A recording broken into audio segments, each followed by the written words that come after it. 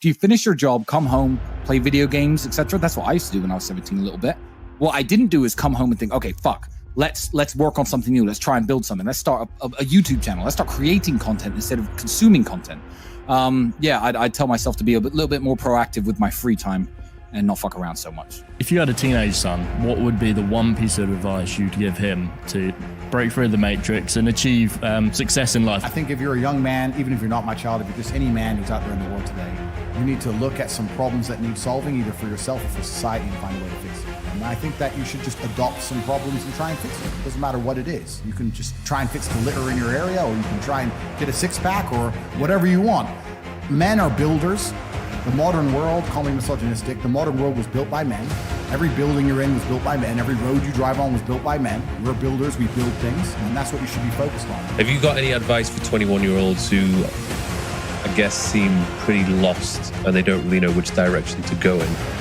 What would you offer to those guys in terms of advice? Oh, I've got loads of pieces of advice. Loads.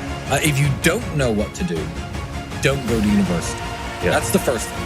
If you know what you want to do and you need a university degree to do it, then obviously pursue that. If you don't know what you want to do, going to university is going to burn 3 or 4 years of your time and likely get you into a bunch of debt and a bunch of trouble that you don't need. 2, don't waste... Yeah, don't waste time. Yeah, don't waste time on frivolous pursuits. Stop trying to live like the man unless you've actually become the man first. And that means women. Stop trying to get laid all the time and get beautiful women.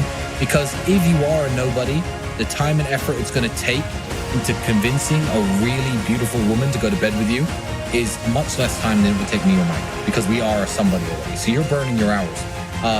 Don't chase women too much. Don't chase having fun too much. Don't chase clout too much.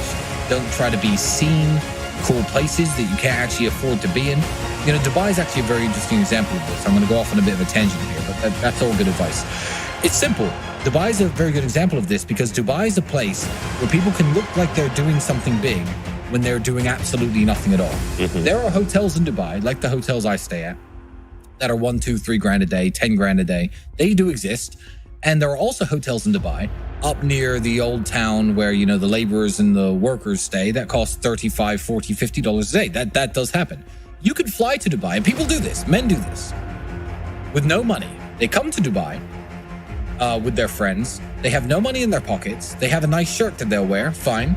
And they'll take a taxi from their really cheap hotel down to downtown, picture in front of the Burj Khalifa, click, picture in front of a Lamborghini, click. Now they're a guy with a picture in front of a Lamborghini in Dubai. They're a guy who hangs out in Dubai now. He's at the Burj Khalifa. He makes less than $1,000 a month, probably. You know, people do this. They literally clout chase based on location.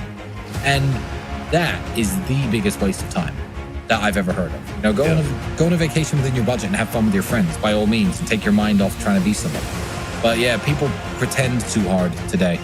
And the effort it takes to pretend short term will make you look richer or cooler or more successful than you are. But if you take all the time that you spend pretending and actually invest it into trying to become what you're pretending to be, you'll get there.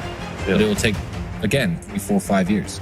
I use this analogy a lot, maybe I overuse it, but you need to find a way to some degree to escape the matrix. And I say the matrix because the matrix, the way it is designed... And you're not just talking shit because you've actually done that. I've escaped the matrix. Yeah. I've literally escaped the matrix in every form. So any form of oppression no longer applies to me. I can't be canceled. You know, I can say what I want.